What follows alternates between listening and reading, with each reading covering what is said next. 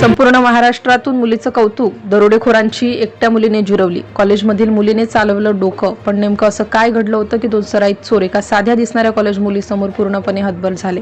त्या दिवशी दिवसाची वेळ होती, बाहेर कडक ऊन पडलं होतं. रस्त्यावर नेहमीप्रमाणे लोकांची वर्दळ सुरू होती, दुकानं उघडी होती.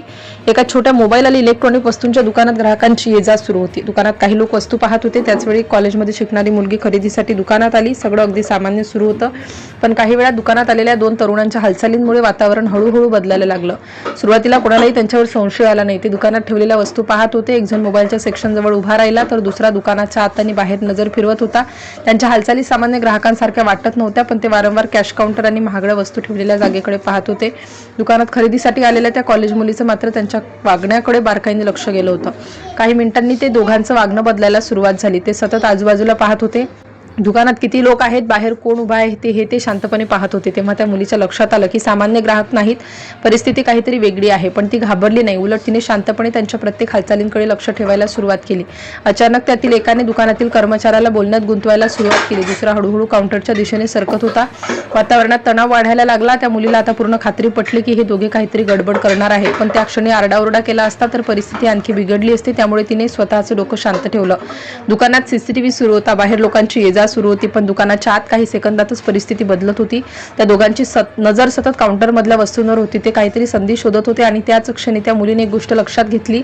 दुकानाचं मुख्य दार उघडं होतं आणि बाहेर बरीच लोक होती. म्हणजे योग्य वेळी आवाज गेला तर मदत लगेच मिळू शकते. पण तिने लगेच गोंधळ घातला नाही. ती अगदी सामान्यपणे दुकानात उभी राहिली, जणू काही तिला संशय काहीच आलेला नाही. त्यामुळे ते दोघे निष्काळजी झाले. त्यांना वाटलं की समोरची मुलगी फक्त खरेदीसाठी आलेली आहे आणि तिला काहीच समजलेलं नाही, पण प्रत्यक्षात ती योग्य क्षणाची वाट पाहत होती. काही क्षणांनी त्या दोघांनी आपली हालचाल वाढवायला सुरुवात केली. दुकानात उभ्या असलेल्या काही लोकांना देखील आता संशय यायला लागला, पण नेमकं काय सुरू आहे हे कोणालाच पूर्णपणे समजत नव्हतं. त्या कॉलेज मुलीने मात्र शांतपणे परिस्थिती पाहत योग्य वेळ साधला आणि अचानक काही सेकंदातच तिने जोरात मदतीसाठी आवाज दिला.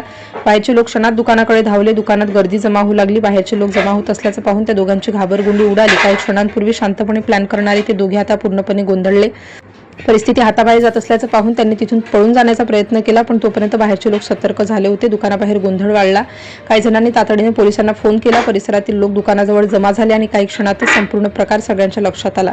खरेदीसाठी आलेली ती कॉलेज मुलगी मात्र अजूनही धाडसानं उभी होती. तिने घाबरून न जाता योग्य वेळी दाखवलेलं प्रसंगावधान पाहून अनेक जण थक्क झाले, कारण काही सेकंदांचा उशीर झाला असता तर परिस्थिती वेगळीही होऊ शकली असती.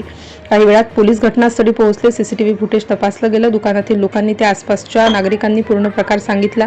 त्या मुलीने वेळ न घालवता दाखवलेलं धाडस आणि शांतपणे घेतलेला निर्णय यामुळे मोठी घटना टळलेल्याचं स्पष्ट झालं. घटनेनंतर त्या मुलीचं सर्वत्र कौतुक सुरू झालं. सोशल मीडियावर लोक तिच्या धाडसाबद्दल बोलू लागले. अनेकांनी म्हटलं की संकटाच्या वेळी घाबरण्यापेक्षा शांत राहून विचार करणं हेच खरं धाडस असतं, कारण तिने एकटी असूनही परिस्थिती हाताळली आणि योग्य वेळी लोकांना सतर्क केलं. आजची ही घटना फक्त एका दुकानातील गोंधळाची राहिलेली नाही, तर एका कॉलेजमध्ये शिकणाऱ्या मुलीने दाखवलेल्या बुद्धिमत्तेची आणि धाडसाची गोष्ट बनली आहे. भरदिवसा लोकांच्या गर्दीत दोन संशयित तरुण आले आणि काही मिनिटातच एका कॉलेज मुलीने त्यांचा पूर्ण डाव उधळून लावला.